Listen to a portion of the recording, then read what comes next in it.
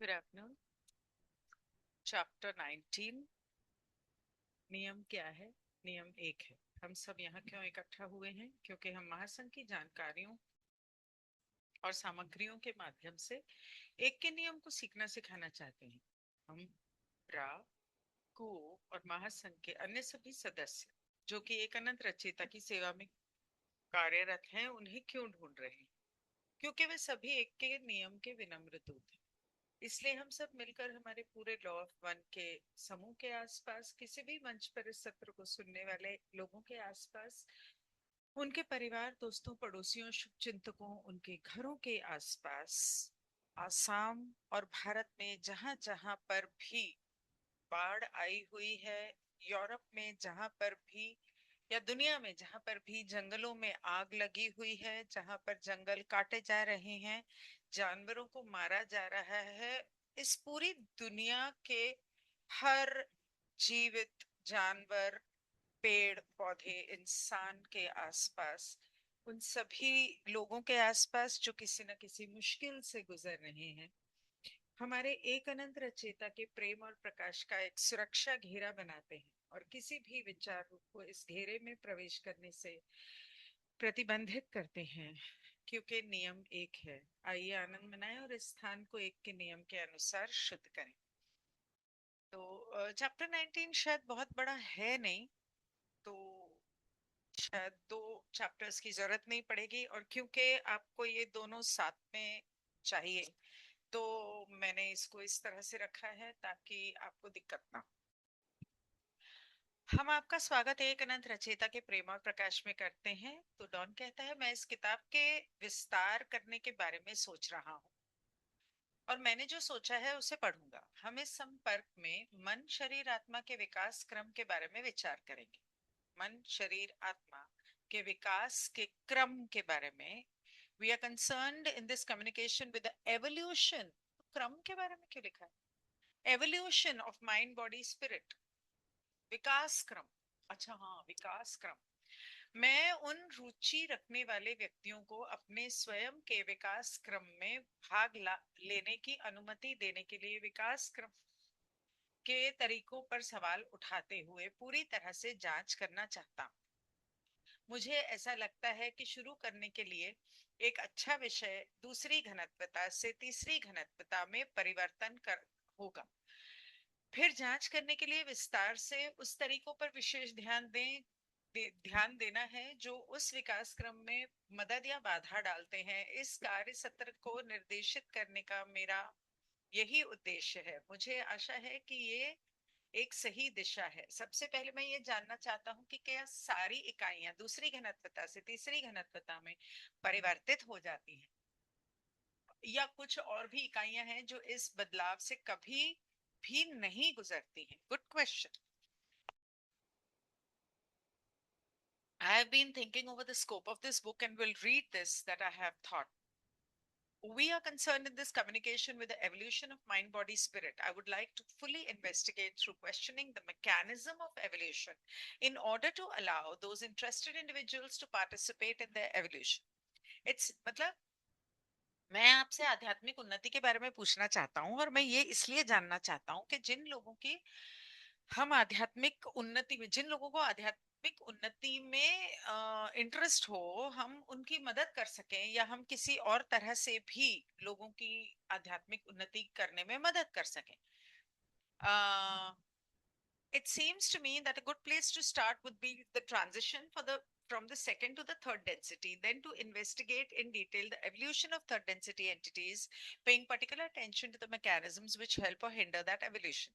This is my intent for the direction of this working session. I hope this is correct direction. अब यहाँ से इस सत्र में तो वो जानवरों के बारे में बात करने वाला है, लेकिन मेरे ख्याल से 23-24 चैप्टर से चक्रों के बारे में, कुंडलिनी के बारे में डिस्कशन शुरू हो जाएगा.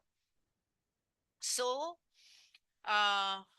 what I would like to know first is, do all entities make a transition from second to third density, or are there some entities who have gone through this transition, who've never gone through this transition? तो वो कहता है कि दूसरी घनत्वता के जीवों को वो तीसरी घनत्वता में आने के लिए उसकी क्या प्रक्रिया होती है। जैसे सनातन धर्म में कहते हैं 18 लाख जूनियों, 18 लाख योनियां नहीं है, वो 18 लाख अलग अलग जीव जंतु के में जन्म लेकर आगे बढ़ते हैं, ऐसा नहीं है। वो हम लोगों ने गलत समझा, वो एक टाइपो एरर था किताब में। अब उसका असली मतलब क्या है ये तो मुझे याद नहीं है, पढ़ा था मैंने, याद नहीं है। लेकिन यहाँ पर वो यही पढ़ने की जानने की कोशिश कर रहा है कि दूसरे घनत्वता से तीसरी घनत्वता में किस तरह से ट्रांजिशन होता है, आध्यात्मिक उन्नति होती है, जल्द से जल्द कैसे हो सकती है, उसमें कैसे मदद कर सकते हैं, और क्या कोई ऐसे दूसरी घनत्वता के जीव हैं जो कभी भी तीसरी घनत्वता में नहीं जाते। तो रा कहते हैं, हम रा हैं, आपका सवाल बुद्धिमान ऊर्जा की स्थान समय निरंतरता की समझ का अनुमान लगाती है, जो कि आपके भ्रम को जीवित बनाती है, आपके इस इल्यूजन को, माया जाल को। इसी भ्रम के संदर्भ में हम कह सकते हैं कि इनमें से कुछ इकाई एक विशेष घनत्वता से दूसरी घनत्वता में नहीं जा पाते हैं, क्योंकि निरंतरता भी सीमित है। ब्रह्मांड या रचना के बारे में जो हमारी समझदारी है वो ये है कि ये भी एक अनंत जीव है। उसका दिल अपनी स्वयं की बुद्धिमान ऊर्जा में जीवित रूप से धड़कता रहता है। ये रचना से रचना तक इस बुद्धि के दिल की एक धड़कन मात्र है। इस संदर्भ में प्रत्येक इकाई जिसमें चेतना है, उसने प्रत्येक घनत्वता को अनुभव किया है, अनुभव कर रहा है और अनुभव करेगा। तो रा कहते हैं, your question presumes the space-time continuum understanding of the intelligent energy which animates your illusion. Within the context of this illusion, we may say that there are some which do not transfer from one particular density to another, for the continuum is finite. अच्छा, तो वो ये कह रहा है कि तुम्हारी समझ के हिसाब से जिस धरती पे तुम रहते हो, यहाँ पर तुमने जिस तरह से अनुमान लगाया है, अनंत बुद्धिमानिता किस तरह से प्रवाहित होती है इस धरती पर, तो उस हिसाब से हम कहेंगे कि तुम्हारे इस माया जाल में है कुछ ऐसे जीव जो दूसरी घनत्वता से तीसरी घनत्वता में नहीं जाते। For the continuum is finite, ये उसने क्यों बोला मुझे नहीं पता, कि ये जो तौर तरीका है इसमें बदलाव नहीं किया जा सकता और ये लिमिटेड है। In the understanding which we have of the universe or creation as one infinite being, its heart beating as alive as its own intelligent energy, it merely is one beat of the heart of this intelligence from one creation to another. In this context, each and every entity of consciousness has its will, experience each and every density. एक तो इसकी English ऐसी, ऊपर से वो हिंदी ऐसी, आधी बातें तो समझ में नहीं आती हैं। तो हमें जितनी ब्रह्मांड की समझ है, इस रचनाकार के रचना की समझ है, कि ये सब कुछ जो है वो एक अनंत बुद्धिमानता है। इसका दिल जब धड़कता है इसकी अपनी बुद्धिमान ऊर्जा में, तो ये सिर्फ एक धड़कन, जैसे बोलते हैं ना ब्रह्मा का एक दिल धड़कता है या एक सांस वो लेते हैं, इसी तरह से तो वो एक युग होता है, ऐसा कुछ मैंने पढ़ा था, याद नहीं। तो मतलब मैंने पढ़ी बहुत सारी चीजें हैं, लेकिन उस वक्त मुझे नहीं पता था कि मुझे उनकी जरूरत पड़ेगी, तो मैंने याद रखना जरूरी नहीं समझा। I mean, I'm a little over practical in life. So, ये जो हार्ड डिस्क है, रैम रैम स्लो नहीं हो जाए इसलिए हार्ड डिस्क में लिमिटेड मेमोरी रखती हूँ। तो वो कहते हैं कि वो एक अनंत बुद्धिमानिता का, एक अनंत रचयिता का एक दिल की धड़कन है, जिसमें एक रचना से दूसरी रचना में बुद्धिमानिता प्रवाह होती है, तो एक रचना होती है।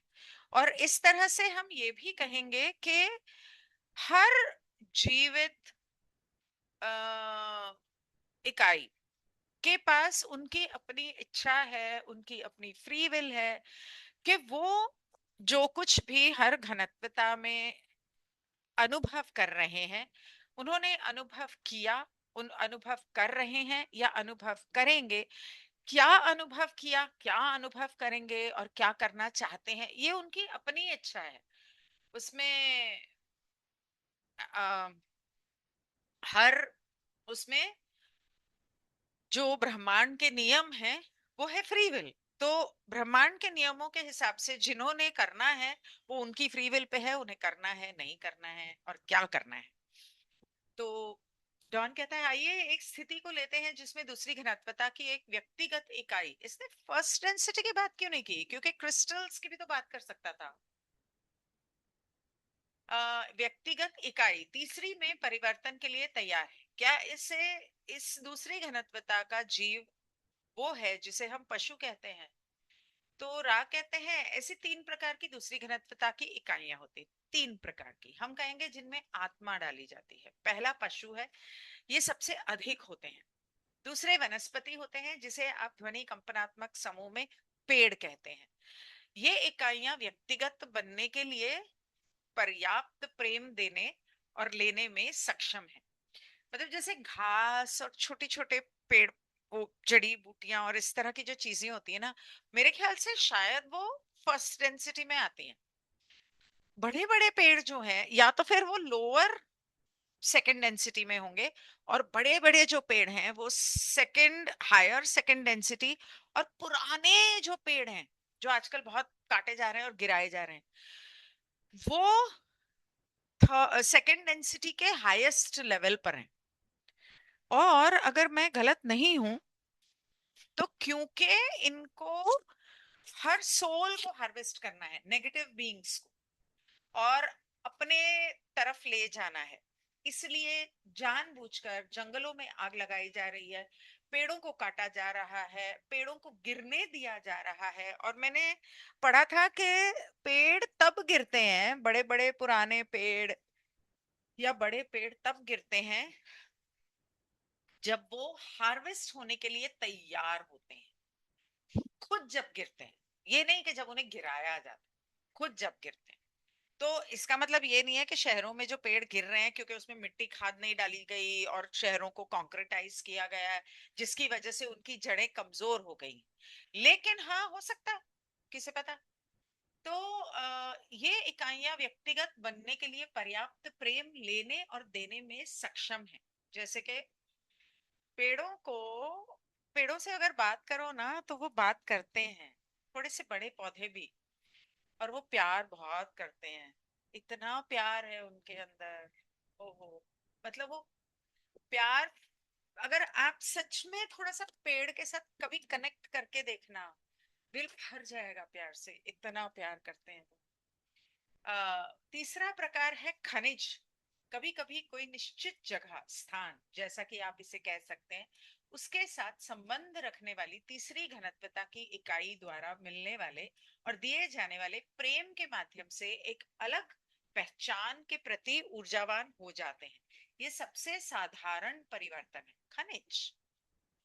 अच्छा, let's take the point at which an individualized entity of second density is ready for transition to third. Is this second density being what you would call animal? There are three types of second density entities which become, shall we say, enspirited.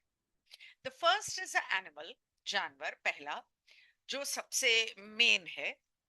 Second is the vegetable, most especially that which you call sound vibration tree. मतलब पौधे तो हैं ही, लेकिन खास करके वो जो जिनको आप पेड़ बोलते हो वो, दीज, क्योंकि वो लंबे लंबे बड़े बड़े होते हैं। और एक एक ईटीज की प्रजाति है जो धरती के ऊपर, मुझे नाम याद नहीं आ रहा है, दो ईटीज की प्रजातियां हैं जो धरती के ऊपर पेड़ों के रूप में हार्वेस्ट के लिए पैदा हुई थी और आज भी पेड़ों के रूप में धरती के ऊपर हैं। इसीलिए बहुत सारे वीडियोस ऐसे हैं जहां पर छुपकर किसी ने वीडियो बनाया कि पेड़ चल के दूसरे पेड़ के पास जा रहे हैं, और वो ईटीज जो है वो भी देखने में ऐसे लंबे पतले ब्राउन कलर के हैं। और खास करके बोला जाता है कि पहाड़ों के ऊपर जो पाइन ट्रीज होते हैं, पाइन कोन होता है ना, क्या बोलते हैं सब, मगज जिसमें से निकलते हैं, पाइन ट्रीज। तो पहाड़ों के ऊपर ऐसे लंबे लंबे ऐसे क्रिसमस ट्री की तरह होते हैं, वो वाले पेड़। तो ये जो पेड़ होते हैं ये दूसरे ग्रहों से आए हुए वॉन्डरर्स भी हैं। आ, वहां से यहाँ पर आए हुए, और खास करके इसी वजह से हमारे धरती के ऊपर वो सेकंड डेंसिटी में आए हैं। ये मैंने कहीं और पढ़ा है, लॉ ऑफ वन में नहीं लिखा। These entities are capable of giving and receiving enough love to become individualized. The third category is mineral. अच्छा, इसने खुद ही यहाँ पर मिनरल यानी कि क्रिस्टल्स की बात की है क्या? कॉपर, एक सेकेंड, कॉपर सिल्वर गोल्ड की बात की होगी। Occasionally a certain location, as you may call it, becomes energized to individuality through the love it receives and gives a relationship to a third density entity, and gives in relationship to a third density entity which is in relationship to it. This is the least common transition. अब यहाँ पर बात करते हैं भारत के किसानों की। वो कहता है कि जब कोई इंसान अपनी जमीन से प्यार करता है तो उस जमीन के अंदर जो खनिज पदार्थ होते हैं, वो इस इंसान को, जब वो इंसान अपनी जमीन से प्यार करता है तो वो इस इंसान को भरपूर देते हैं। इस तीसरी घनत्वता के इंसान को, इन दोनों के बीच एक रिश्ता होता है। और अनफॉर्चुनेटली आज तक जिसके लिए हमारा देश जाना जाता था कि किसानों और जमीन के बीच का रिश्ता, कि जमीन को माँ कहा जाता था, उस जमीन को बेच बेच कर शहरों में जा रहे हैं। और उस जमीन के अंदर जो मिनरल्स हैं, खनिज पदार्थ हैं, वो भी तीसरी घनत्वता में हार्वेस्ट हो सकते हैं। वाओ! यहाँ पर मैं सीता के बारे में सोच रही हूँ, वो भी तो जमीन से निकली थी। तो क्या वो भी सिंबॉलिक था और वो तीसरी घनत्वता की, वो जमीन से, मतलब तीसरी घनत्वता में उसका एवोल्यूशन हुआ था? पॉसिबल है ना? ये बातें हमने पिछली बार नहीं की थी, मुझे याद नहीं है एटलीस्ट। तो आ, ये वो कहता है रा कि ये बहुत कम होता है, क्योंकि इंसान तो अपनी जमीन से प्यार ही करना भूल गए हैं, अपनी मिट्टी से प्यार करना भूल गए हैं। जब ये परिवर्तन दूसरी घनत्वता से तीसरी घनत्वता में होता है, रा कहता है कि जमीन से इंसान, तीसरी घनत्व, मिनरल खनिज पदार्थों से इंसान बनना ये बहुत रेयर होता है। सॉरी, आई, मुझे याद नहीं मैंने वो बोला कि नहीं।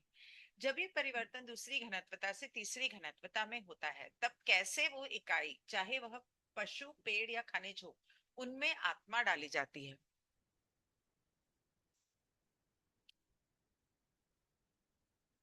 सॉरी, इकाइयों में आत्मा डाली नहीं जाती है, उनमें, जैसे कि आप कहते हैं, उनके अस्तित्व के हर भाग, हर सेल, हर एटम के भीतर की बुद्धिमान ऊर्जा के प्रति जागरूकता आ जाती है। ये एक्चुअली सवाल मेरे भी मन में था। और आत्मा कैसे डाली जाती है? जागरूकता आ जाती है, ओके। ये जागरूकता वो है जो उन्हें पहले से ही दिया गया है, उसके बारे में जागरूकता है। ये जागरूकता वो है जो उन्हें पहले से ही दिया गया है, उसके बारे में जागरूकता। अनंत से सारी घनत्वताएं आती हैं। आत्मा जागरूकता तो स्वयं के भीतर से आती है, जिसमें कुछ अनुभवों के उत्प्रेरक को देखते हुए समझदारी आती है। तो मैं सोचती हूँ कि मोगली को जब पैदा करके जंगल में जो भी हुआ था, मतलब वो असली सच्ची कहानी है। तो मोगली जब जंगल में रह गया था या उसे छोड़ा गया था, जो भी है, तो उसे तो बोलना नहीं आता था। तो वो पैदा भले थर्ड डेंसिटी में हुआ था, लेकिन क्या उसके अंदर आत्मा आई थी? क्योंकि उसे वो अपनी पहचान बताने वाला तो कोई नहीं था, वो तो जानवरों में अपने आप को जानवर ही समझता था। तो क्या उसके अंदर तीसरी घनत्वता की पहचान आई थी, या इंसानों से मिलने के बाद आई? अ, समझदारी आती है जैसे कि हम इस विशेष ऊर्जा को कहते हैं जो हर सेल एटम चेतना में कुंडलीदार तरीके से ऊपर की तरफ चलती है। हर सेल एटम या चेतना में कुंडलीदार तरीके से ऊपर की तरफ चलती है, कुंडलिनी की तरह। फिर आप इसे इस तरह से देख सकते हैं कि ये उसकी और एक अनिवार्य खिंचाव है जिसे आप स्वयं की होने वाली संभावित अनुभूति कह सकते हैं। When this transition begins from second to third density, when this transition takes place from second to third density, how does the entity, whether it be animal, tree, or mineral, become inspirited? Sorry. Ra says entities do not become inspirited. They become aware of the intelligent energy within each portion, cell, or atom, as you may call it, of its beings. उनमें आत्मा डाली नहीं जाती, वो अपने अंदर की अनंत बुद्धिमानिता, अपने एक एक अणु के अंदर जो उनकी अनंत बुद्धिमानिता है, उसको पहचानने लगते हैं. This awareness is that which is awareness of that already given. ये जागरूकता उस चीज के बारे में है जो जागरूकता उन्हें पहले से दी गई है, पहले से ही दी गई है, लेकिन जिसके प्रति वो अब तक जागे नहीं थे. मतलब वो शरीर हो सकता है, कुछ भी हो सकता है. From the infinite come all densities, सारी घनत्वताएं अनंतता से ही आई हैं, वहीं से शुरुआत हुई है और वहीं पर अंत हो जाएगा. अंत तो खैर होता ही नहीं है. क्यों पैदा किया भगवान ने हमें इतने सारे घनत्वताओं में से? क्या जरूरत पड़ी थी? खाली बैठा बोर हो रहा था, हमें फंसा दिया है इस माया जाल में. The self awareness comes from within, given the catalyst of certain experiences. From the infinite come all densities. The self entities. Oh, पा का फोन आ रहा है, एक सेकेंड. Hello, hello. तो the awareness is that the self awareness comes from within, given the catalyst of certain experiences. मतलब जब कोई इस तरह के उत्प्रेरक लगते हैं, कोई माध्यम लगते हैं, मतलब किसी की वजह से कुछ ऐसे अनुभव होते हैं, तब अपनी पहचान और अपनी बारे में जागरूकता आती है. Understanding, as we may call this particular energy, the upward spiraling of the cell, atom or consciousness. इसको हम इस ऊर्जा को हम इस तरह से समझते हैं कि ये ऊर्जा इस तरह से ऊपर को जाती है हर जीवित प्राणी में, चाहे वो इंसान हो, जानवर हो या पेड़ पौधे हो. तो जानवरों के भी चक्र होते हैं, अगर आप गूगल करोगे तो आपको मिल जाएंगे. क्योंकि जानवरों को भी जब बीमार होते हैं तो उनको भी रेकी दी जाती है.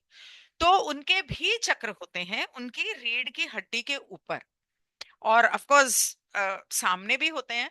लेकिन मेन मतलब इस तरह से जैसे इंसानों के चक्र होते हैं ऐसे जानवरों के भी होते हैं. अब पेड़ों के कैसे होते हैं? मेरे ख्याल से वैसे ही होते होंगे, एक के बाद एक के बाद एक के बाद एक.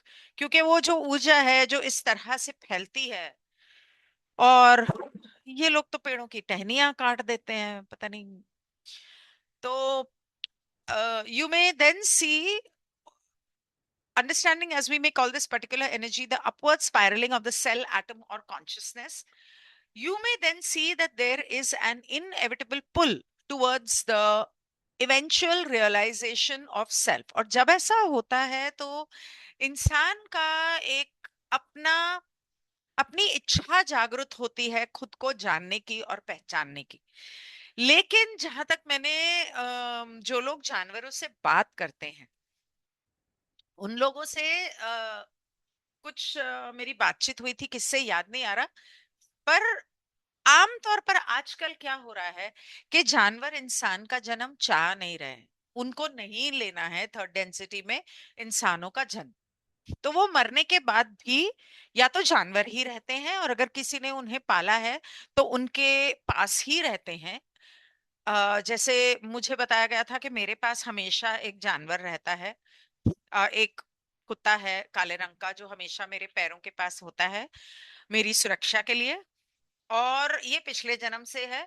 और आ, कुत्ते भी आजकल ज्यादातर जन्म नहीं लेते, अगर लेते हैं तो वो कुत्ते के ही रूप में लेते हैं, क्योंकि वो कहते हैं कि इंसान इतना निर्दयी हो चुका है कि हमें इंसान के रूप में जन्म नहीं लेना, हम कुत्ते के रूप में ही अच्छे हैं।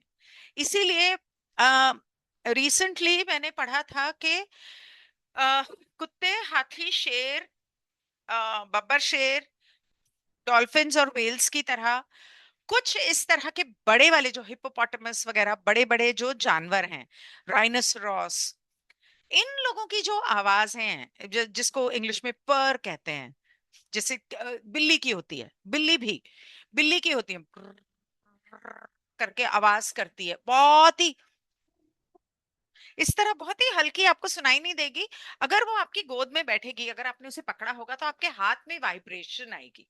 तो वो वाइब्रेशन और फ्रीक्वेंसी जो इन जानवरों की आवाज की होती है, जो ये लोग करते हैं, इन लोगों को दूसरे ग्रहों से इस रूप में, आई थिंक लायंस का था लिरियन गैलेक्सी या प्लैनेट कुछ ऐसा है, लिरियंस बोलते हैं इसे, और हाथियों का अलग है। व्हेल्स एंड डॉल्फिन्स का तो हमें पता है अटलांटियंस थे। तो ये लोगों को धरती के ऊपर इसलिए भेजा गया ताकि अपनी वाइब्रेशन से धरती की रक्षा कर सकें और इसको आध्यात्मिक उन्नति करने में मदद कर सकें और इसकी कंपनता को बढ़ा सकें। तो डॉन कहता है फिर तीसरी घनन, और इनको ही लोग मारते हैं, फिर तीसरी घनत्वता में परिवर्तन के बाद क्या मैं ये अनुमान लगाने में सही हूं कि ये इकाइयां, फिर हम इस पृथ्वी का ही उदाहरण लेंगे, क्या ये इकाइयां फिर हमारी तरह ही दिखेंगी, क्या ये इंसानी रूप में ही आएंगी? तो रा कहते हैं यदि आपके गृहीय क्षेत्र का उदाहरण लिया जाए तो हाँ ये सही है, मतलब कि ये दोबारा अगर तीसरी घनत्वता में अम, आध्यात्मिक उन्नति करते हैं, आई एम सॉरी, तो क्या ये इंसानों का रूप लेंगे? तो रा कहते हैं हाँ। अब जब ये लोग इंसानों का रूप लेते हैं तो किस तरह की शक्ल वगैरह ये सब आगे डिस्कस हुआ हुआ है, तो जब उस पे आएंगे तो बात करेंगे। मैं पानी रखना भूल गई। जब सबसे पहली दूसरी घनत्वता की इकाइयां इस ग्रह पर तीसरी की बनी, तो क्या ये मंगल ग्रह के जीवों के को ट्रांसफर की मदद से हुआ था, या क्या वो दूसरी घनत्वता की इकाइयां थीं जो बिना किसी बाहरी प्रभाव के तीसरी घनत्वता में विकसित हुई थी? तो राह कहते हैं यहाँ कुछ दूसरी घनत्वता की इकाइयां थीं जिन्होंने बिना किसी बाहरी प्रोत्साहन के, बल्कि केवल अनुभव को प्रभावशाली तरीकों से इस्तेमाल करके तीसरी घनत्वता में आगे की ओर विकास किया। आपके ग्रह की अन्य दूसरी घनत्वता के जीवों ने तीसरी घनत्वता के चक्र में उसी तरह कटाई के प्रयासों द्वारा प्रवेश किया था, जिस प्रकार अभी वर्तमान समय में महासंघ के लोग अपनी कंपनता भेजकर आपकी मदद कर रहे हैं। यह संपर्क हालांकि दूसरी घनत्वता के जीवों की प्रकृति के कारण टेलीपैथिक मौखिक या टेलीपैथी लिखित होने के बजाय टेलीपैथिक था। uh, when the first second density entities became third on this planet, मतलब पहली बार 75,000 साल पहले जब दूसरी घनत्वता के जीव पहली बार यहाँ पर इंसान बने, तो क्या ये उन लोगों की मदद से था जिन लोगों को मंगल से धरती पे लाया गया था? Was this with the help of the transfer of beings from Mars? Or were there second density entities that evolved into third density with no outside influence? क्या ये मंगल से जो लाए गए लोग थे उनके द्वारा हुआ था, या उनकी उनके द्वारा हुआ था, या ये बाहर से नहीं हुआ था, बल्कि इन्हीं दूसरी घनत्वता के जानवरों की अपनी खुद से उन्नति हुई थी, मतलब कोई बाहरी इन्फ्लुएंस नहीं था। तो रा कहते हैं, there were some second density entities which made the graduation into third density with no outside stimulus but only the efficient use of experience. हाँ, बहुत कुछ ऐसे दूसरी घनत्वता के जीव थे जिन्होंने तीसरी घनत्वता में ग्रेजुएशन किया, और किसी बाहरी मदद से उन ये विकास नहीं हुआ, बल्कि खुद अपने अनुभव के द्वारा उन्होंने ऐसा किया था। Others of your planetary second density joined the third density cycle due to harvesting efforts by the same sort of sending of vibratory aid as those of the Confederation send you now. This communication was, however, telepathic rather than telepathic vocal or telepathic written due to the nature of second density beings. Uh, तुम्हारे ग्रह के जो बाकी के दूसरी घनत्वता के जो लोग थे, वो तीसरी घनत्वता में इसलिए आए कि उनको हमने मदद भेजी थी टेलीपैथी से। उनको टेलीपैथी से उनको मैसेजेस भेजे थे, जिसकी वजह से उन्होंने कुछ ऐसी चीजें की, जैसे आज कॉन्फेडरेशन आप लोगों को टेलीपैथिक मैसेज भेजती है, मतलब हम लोग कॉन्फेडरेशन को चैनल कर रहे हैं, जैसे ये हो रहा है। तो इस तरह से वो लोग कोई लिख नहीं रहे थे, बात नहीं कर रहे थे, लेकिन हम उनको टेलीपैथिक मैसेजेस भेजते थे। इसीलिए उनकी हार्वेस्ट तीसरी घनत्वता में हो पाई, due to the nature of second density beings. Oops, ये क्या हुआ? I sorry.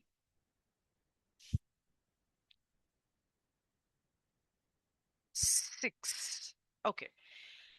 ये दूसरी घनत्वता के जीवों को किसने सहायता भेजी थी? हम स्वयं को ग्रहों का महासंघ कहते हैं, जो अनंत रचयिता की सेवा में है। यही एक सरल तरीका है जिससे आपके लोगों के बीच समझने की कठिनाई को कम किया जा सकता है। हम ध्वनि कंपनता समझदारी शब्द का उपयोग करने के लिए संकोच कर रहे हैं, परंतु यही हमारे अर्थ के काफी करीब है। Who sent aid to the second density beings? We call ourselves a confederation of planets in the service of the one infinite creator. This is a simplification in order to ease the difficulty of understanding among your people. तुम लोगों की भाषा हमें समझ में नहीं आती, हमारी भाषा तुमको समझ में नहीं आती, इससे साधारण शब्दों में हम तुम्हें नहीं समझा सकते थे, यही एक तरीका मिला।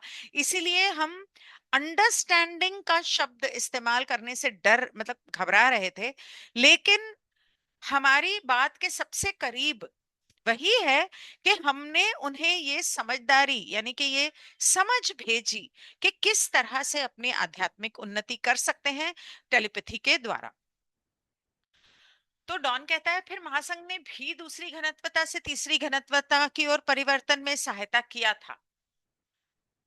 तो राग कहते हैं कि हमें इस सवाल की सत्यता और बेहतर की को और बेहतर बनाना होगा।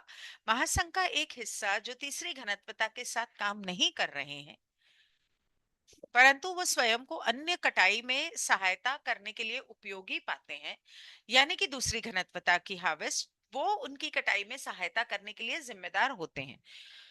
आ महासंघ, जैसे कि हमने पहले के इन सत्रों में बताया है, कि उनमें से कई अन्य घनत्वताओं में से आपकी अपनी घनत्वता में है से आपके ग्रहीय क्षेत्र के भीतर और आंतरिक या देवदूत लोकों के भीतर, सॉरी, रहने वाले कई लोगों से मिलकर बना है।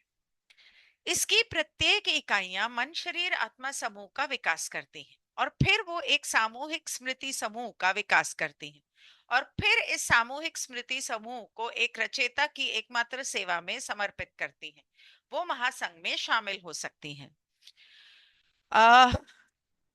Then the confederation also aided in second density to third density transition, मतलब जिस तरह आप लोग हमारी थर्ड डेंसिटी से फोर्थ में मदद कर रहे हैं, इस तरह आपने सेकंड से थर्ड को भी मदद की थी। तो राह कहते हैं कि we must qualify correctness of this query, आपके सवाल को थोड़ा ठीक करना पड़ेगा।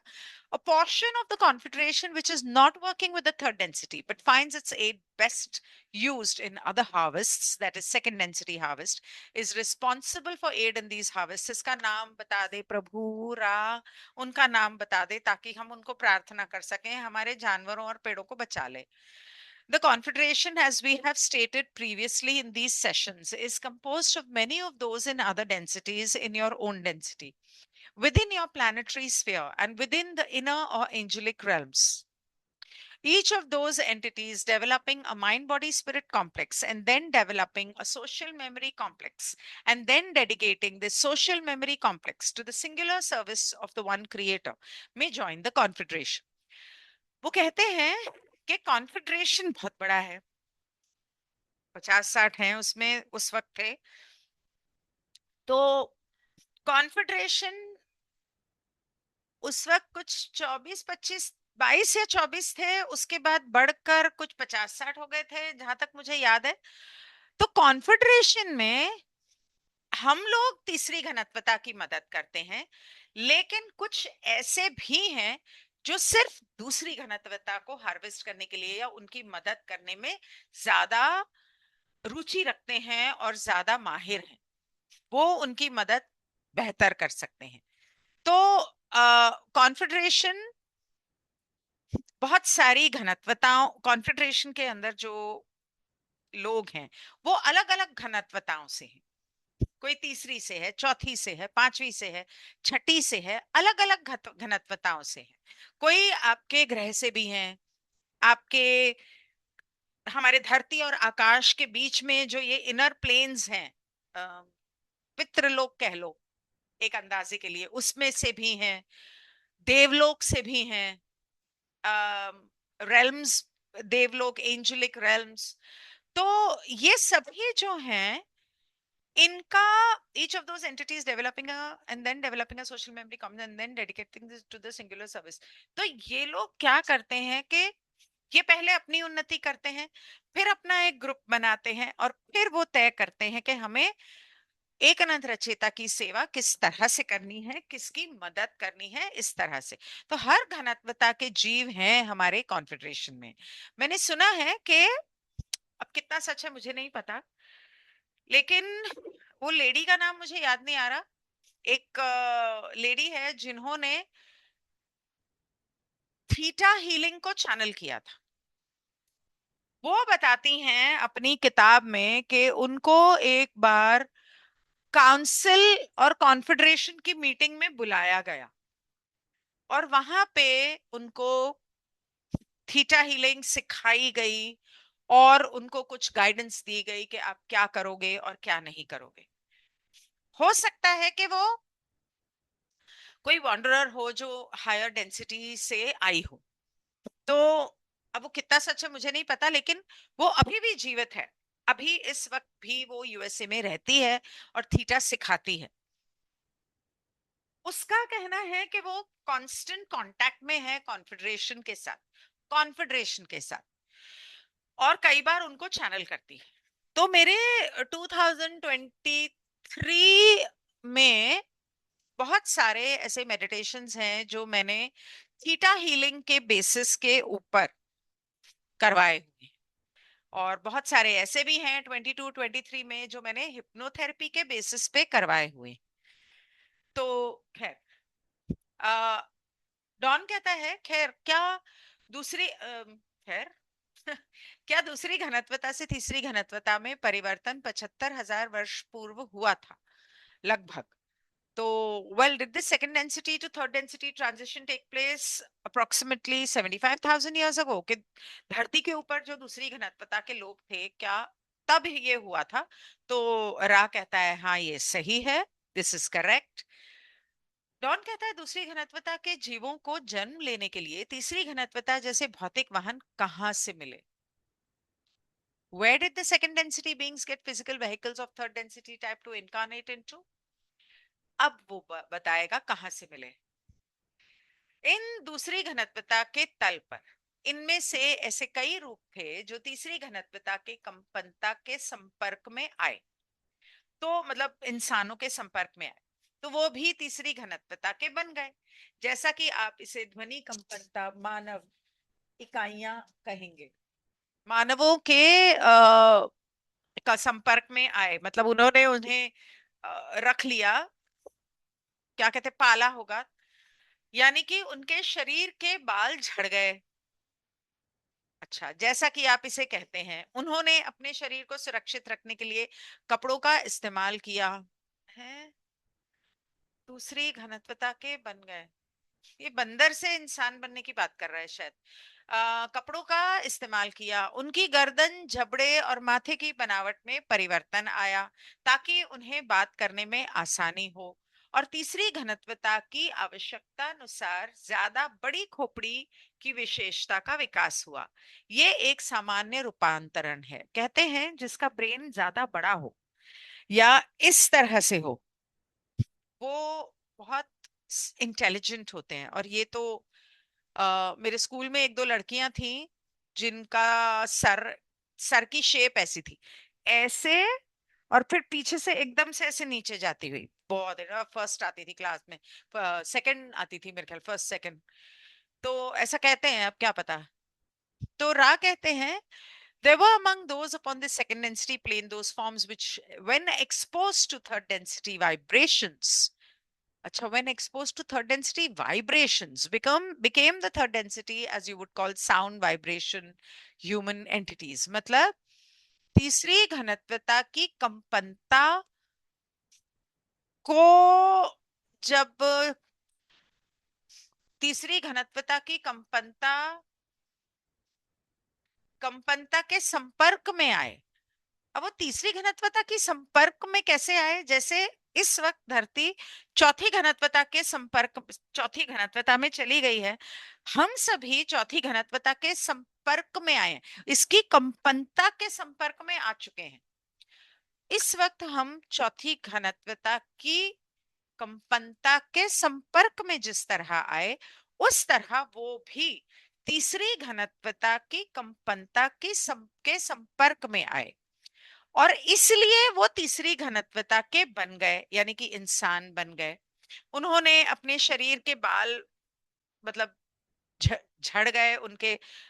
अभी भी कुछ लोग ऐसे हैं जो देखने में भालू लगते हैं। उन्होंने, पर उनके बहुत ज्यादा थे जो एप्स हैं, ये लंबे लंबे, अब इतने लंबे तो नहीं होते। Clothing of the body to protect it, उन्होंने उस वक्त कपड़े पहनने शुरू नहीं किए। सॉरी, यहाँ पर हिंदी में ये गलती है, कपड़े पहनने शुरू नहीं किए। उन वो बाल उनके शरीर पे इसलिए थे ताकि उनके शरीर की रक्षा करने के लिए, लेकिन वो जो बाल एक कपड़े की तरह रक्षा करने के काम आते थे, वो बाल झड़ने लगे। उनकी गर्दन, उनका जबड़ा और उनका माथा, इसमें बदलाव आया। अब जबड़ा कैसा था, ऐसे बाहर दांत थे। माथा कैसा था, ऐसे पूरा स्लांटिंग था, जो अभी भी कुछ लोगों का होता है। तो ताकि वो बात कर सकें, इसलिए गर्दन पहले ऐसे छोटी होती थी, अब गर्दन लंबी होने लगी, जबड़ा थोड़ा अंदर चला गया। तो उस हिसाब से the larger cranial development characteristics of third density needs, this was normal transfiguration। तो इन चीजों में धीरे धीरे जैसे वो कोशिश करने लगे, उनके शरीर में बदलाव आया। लगभग कितनी लंबी अवधि में ये रूपांतरण हुआ, बहुत छोटा रहा होगा। मतलब ये ट्रांजिशन का टाइम, ट्रांसफिगरेशन का टाइम क्या बहुत छोटा था। तो रा कहते हैं ये अंदाजा सही है, हमारे हिसाब से कम 1 से 1.5 पीढ़ी के भीतर लग गया हो। That's it? 1 से 1.5 पीढ़ी।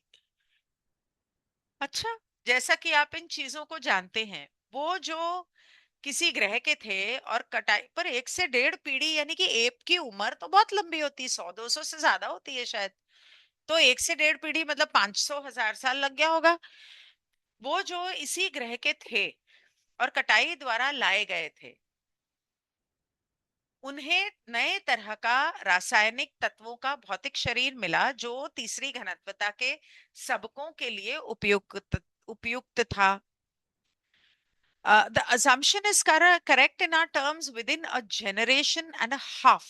Half generation क्या होता है ये नहीं मुझे पता, but I mean छोटा बच्चा as but कैसे वो इसको calculate कर रहा है वो नहीं पता. As you know these things, those who had been harvested of this planet were able to use the newly created physical complex of chemical elements suited for third density lessons.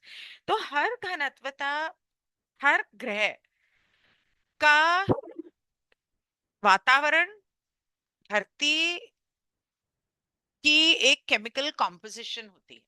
किसी में एक chemical ज्यादा है, किसी में दूसरा ज्यादा है. जैसे गुरु की अलग है, मंगल की अलग है, शुक्र की अलग है, चंद्र तो खैर है ही नहीं, सूरज की अलग है, धरती की अलग है.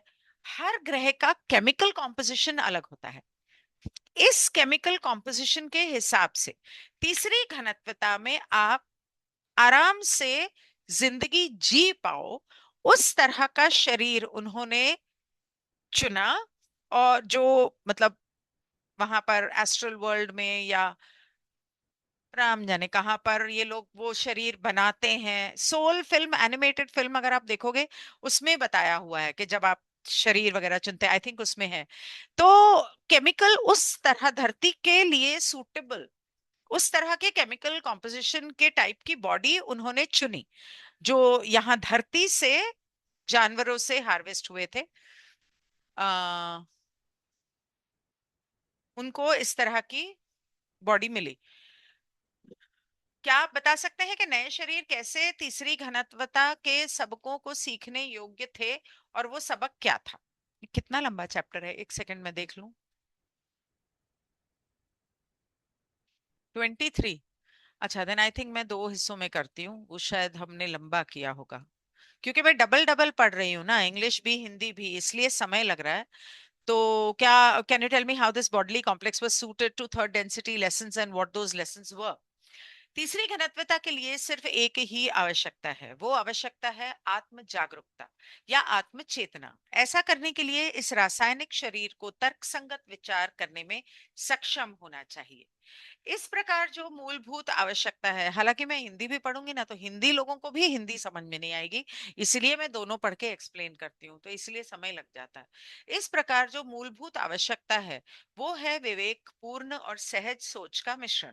ये दूसरी घनत्वता के रूपों में थोड़े समय के लिए ही होता है, जो कि काफी हद तक सहज बोध या इंट्यूशन द्वारा ही कार्य करती है, जो अभ्यास के माध्यम से परिणाम देने में सिद्ध हुआ है. तीसरी घनत्वता का दिमाग सूचनाओं को कुछ इस प्रकार प्रोसेस करने में सक्षम था कि वह अलग तरीकों से सोचने के साथ साथ जीवित रहने के अर्थ में भी सोच सके, जिसे एक बेकार तरीका कहा जा सकता है. ये उनकी प्राथमिक आवश्यकता है. यहाँ अन्य महत्वपूर्ण सामग्रियां भी हैं, जैसे कि कमजोर शरीर की की जरूरत ताकि दिमाग का अच्छे से इस्तेमाल किया जा सके. सामाजिक समूह में पहले से मौजूद जागरूकता का विकास किया जा सके, ये भी आवश्यक है. हाथ के अर्थ में शारीरिक निपुणता का और विकास करना, जैसा कि आप अपने शारीरिक समूह में इन हिस्सों को कहते हैं. There is one necessity for third density. Can you tell me how this bodily complex was suited to third density lessons? That necessity is self-awareness or self-consciousness. चेतना या अपनी जागरूकता या खुद को पहचानना या अपने बारे में जागरूक होना. In order to be capable of such, this chemical complex of body must be capable of the abstract thought. Thus, the fundamental necessity is the combination of rational and intuitive thinking. This was transitory in the second density forms, operating largely upon intuition, which proved through practice to yield results. अच्छा, तो वो कहता है कि दूसरी घनत्वता के जो लोग होते हैं ना, जानवर, पेड़ वगैरह, उनके अंदर लॉजिक नहीं होता. वो सिर्फ अनंत बुद्धिमानिता की, प्रेम और प्रकाश की ऊर्जा से काम करते हैं. इंट्यूशन से काम लेते हैं और सिर्फ प्रेम के बने हैं। वो नहीं बोलते अरे इसने मेरे साथ ऐसा किया तो मैं इसके साथ ऐसा करूंगा। हाँ, एक्चुअली कुछ जानवर करते हैं कि मेरे मालिक को ये मारने आ रहा है तो मैं उसे मारूं, लेकिन वो यहाँ पर बदला नहीं ले रहा है कुत्ता। हाथी ऐसा करते हैं, शेर भी शायद ऐसा करते होंगे, मुझे नहीं याद। कोई शेरों में एक प्रजाति है, लेपर्ड है कि टाइगर है, पता नहीं, पता नहीं, बट हाथी तो डेफिनेटली करते हैं। बट लेटेस्ट रिपोर्ट्स में, अब वो कितनी सच है पता नहीं, कहा गया है कि हाथी की मेमोरी भले अच्छी है लेकिन उसमें नेगेटिव गुस्सा बदला ये सब नहीं होता। अब पता नहीं, मैं तो सुना है कि होता है। तो वो कहता है कि इस तीसरी घनत्वता के लिए एक तो वो चेतना, अपनी पहचान की इच्छा, ये सब जरूरी है। जानवरों में वो नहीं होता है कि दो तरह के ब्रेन्स हो, उनका एक ही दिमाग होता है छोटा सा, वो इंट्यूशन से काम लेते हैं। लेकिन धरती के ऊपर उत्प्रेरकों के द्वारा चुनाव करने के लिए, माध्यमों के द्वारा चुनाव करने के लिए आपको लॉजिक, लॉजिक और इंट्यूशन ये दोनों चाहिए। लेफ्ट साइड लॉजिक है, राइट साइड इंट्यूशन है। इसीलिए दोनों हाथों से लिखना, दोनों हाथों से खाना, बच्चे को बचपन से सिखाओ ज्यादा बेहतर रहेगा। तो इंसान के अंदर ये दोनों तरह के दिमाग होना जरूरी था ताकि वो इस धरती के ऊपर सही ढंग से जी सके। तो इसलिए the This was transitory in the second density forms operating largely upon intuition, which proved through practice to yield results. The third density mind was capable of processing information in such a way as to think abstractly. मतलब तीसरी घनत्वता में जीने के लिए आपको सोचने की जरूरत है, दिमाग इस्तेमाल करने की जरूरत है। जानवर इस्तेमाल नहीं करते हैं, वो दिमाग इस्तेमाल नहीं करते हैं, अब उनको सिखाया जा रहा है। और यही वजह है कि वो हायर सेकेंड डेंसिटी बीइंग्स, लेकिन वो उनको सिखाया जा रहा है नेचुरली। अब होने लगा है क्योंकि चौथी घनत्वता में चली गई है, शायद इसलिए, पता नहीं मुझे। द थर्ड डेंसिटी, जो तीसरी घनत्वता में आपको इस तरह का दिमाग दिया गया कि आप सोच सकें और 2+2 4 कर सकें, और इस तरह से useless ways in the sense of survival. Third density mind was capable of processing information in such a way as to think abstractly and in what could be termed useless ways in the sense of survival. This is primary requisite. मतलब उन्हें इतना तो मालूम होना चाहिए कि हमें अपनी सुरक्षा कैसे करनी है, हमें जीना कैसे है, हमें खाना कैसे है। इस तरह से अपना दिमाग इस्तेमाल करना बहुत जरूरी था। और इस हिसाब से, उस दिमाग के हिसाब से और धरती के एटमॉस्फेयर के हिसाब से उनको उस तरह का शरीर देना जरूरी था। There are other important ingredients necessary for a weaker physical vehicle to encourage the use of the mind. Oh, the development of the already present awareness of the social complex. These are also necessary. These also being necessary, the further development of physical dexterity in the sense of the hand, as you call this portion of the body complex. तो एक चीज और जरूरी थी कि इनको हम शरीर जो है वो ना थोड़ा कमजोर दें, ताकि वो अपने दिमाग का इस्तेमाल करके इसको मजबूत बनाएं और इस धरती पर जीना सीखें।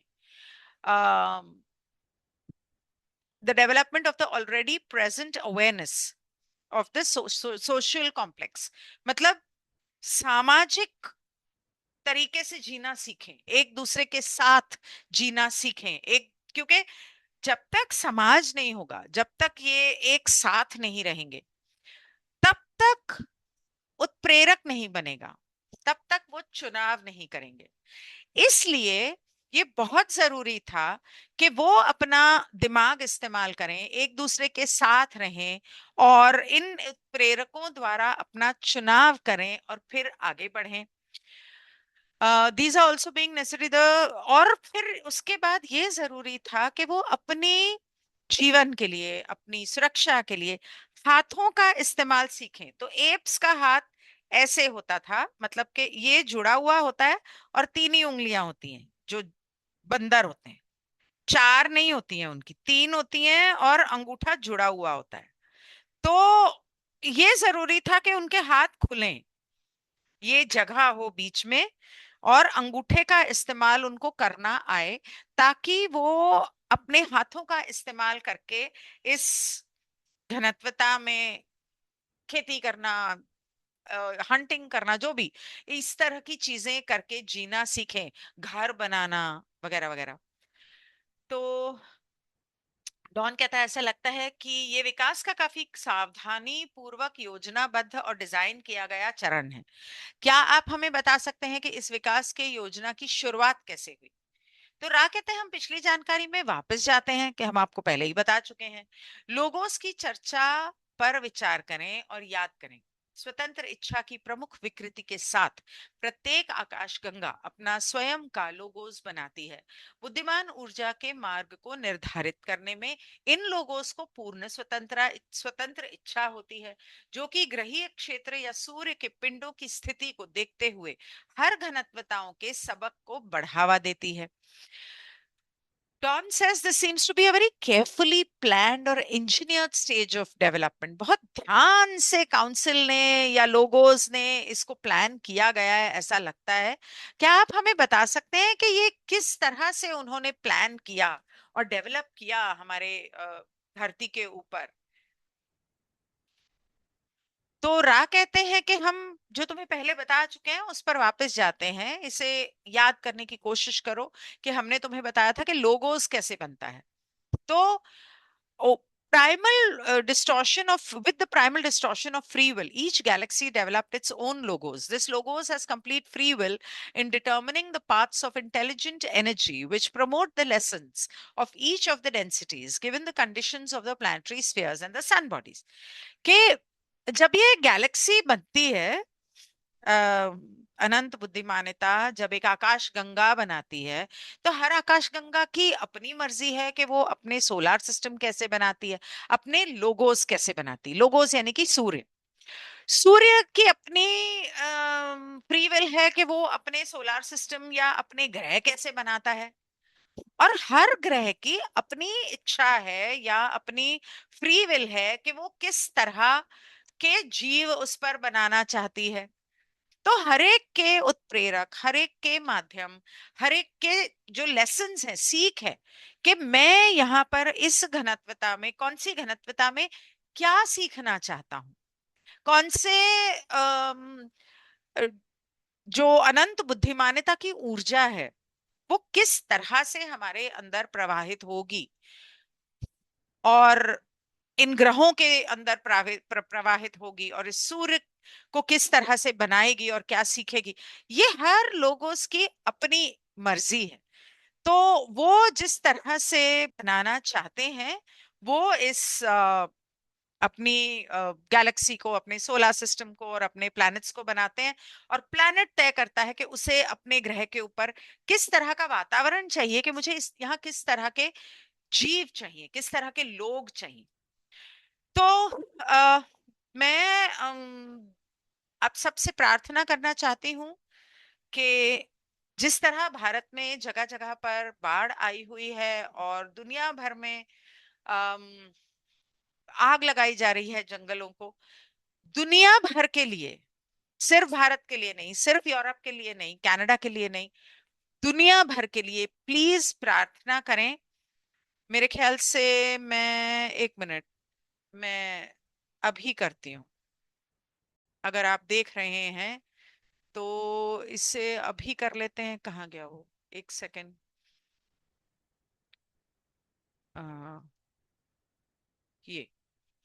ये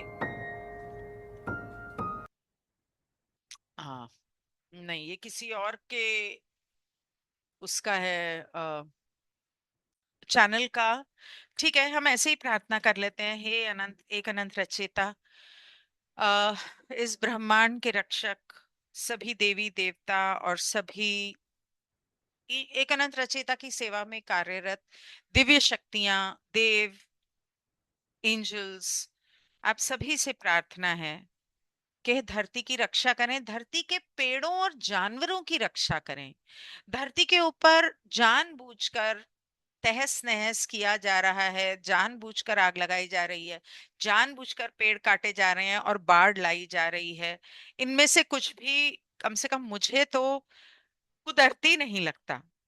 तो कुदरती हो या ना हो, हम आपसे प्रार्थना करते हैं, इन जानवरों, इन पेड़ पौधों, इन जंगलों पे रहम करें। इन जंगलों में रहने वाले पेड़ पंछी पौधे कीड़े मकोड़ों पर रहम करें। उन अम, जड़ी बूटियों की प्रजातियों पर रहम करें। इन्हें जलने से रोकें। बारिश करें जहां आग लग रही है, और जहां बाढ़ आ रही है वहां किसी तरह इस बारिश को रोक सकें तो रोकें, या जादुई तरीके से जो मर्जी करो, इनकी रक्षा करो, इनको मरने से रोको। ये हार्वेस्ट नहीं है, ये कत्ल है।